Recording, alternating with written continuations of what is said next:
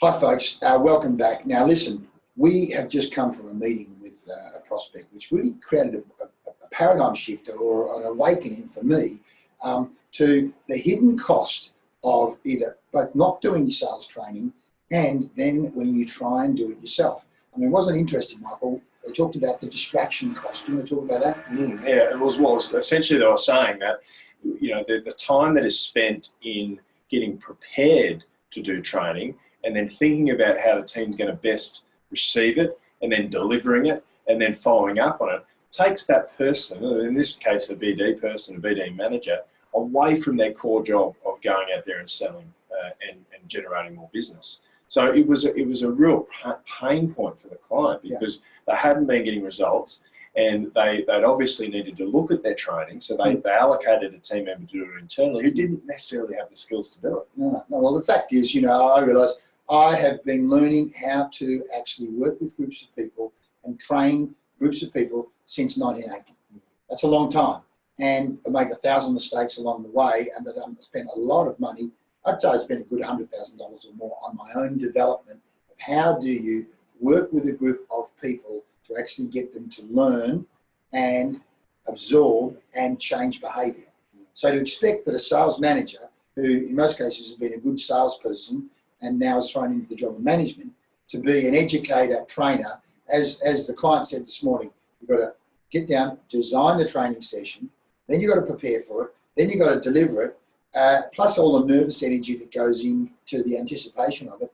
Their brains are off the job doing what they do best, which is get out and generate business. It reminded me of a story that years ago I was doing some work with one of the big accounting firms in Perth, and one of the guys who was a senior partner and a mate of mine, who had coached his kid in basketball, he's popped his head in one day and he's gone, I should be doing this training. And I went, yeah, you probably should. Then I went, hang on, if this guy was to do the training, one, could he deliver it as well as me? Answer, no, without big noting myself. Two, the amount of time it was going to take him to design the material, to structure it, prepare the PowerPoints, the workshop materials. One, was never going to be as good as what I'd spent 30 years putting together. And two, every minute that he was preparing and thinking about it, he wasn't thinking about doing what he was actually getting paid for, which was generating big business, big clients. So there's a massive opportunity cost of trying to do the training yourself. And in fact, one of our other building clients just recently said, you know, how can I be managing director and the trainer? Because if I'm managing director at times, I've got to tell the blokes, you know, mate, don't do this, do that. I've got to make disciplinary decisions. I've got to make calls on you get this lead or you don't get this lead. And then to be in the room and go, I'm Mr. Nice Guy trainer, here are some great ideas.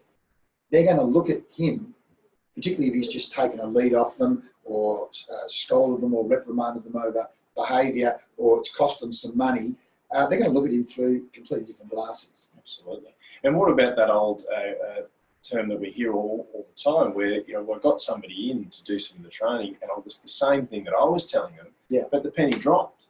You know, so they switch off because they're getting those other difficult conversations, whereas you get someone to come in that is disconnected, there's no emotional attachment to that relationship, is a whole different ballgame. Yeah, different dynamic. And as they say, that's why doctors aren't allowed to treat their own family, because there's a different power relationship that goes on.